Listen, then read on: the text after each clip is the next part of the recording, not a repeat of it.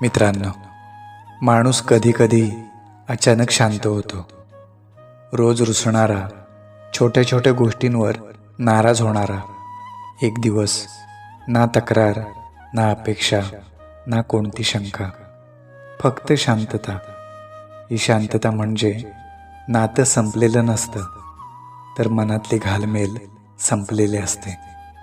जेव्हा एखाद्याची सोबत हवी असते पण त्याने तेव्हा वेळ दिलेला नसतो, तेव्हा ही शांतता जन्माला येते. शब्द हरवतात, पण भावनांचं ओझं मात्र कमी होत नाही.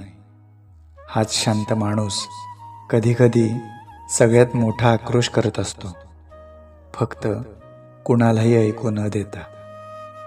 हवी तेव्हा समजून न घेणाऱ्यांनी शांत झालेल्या माणसाच्या अंतरातले आवाज ऐकावे लागतात.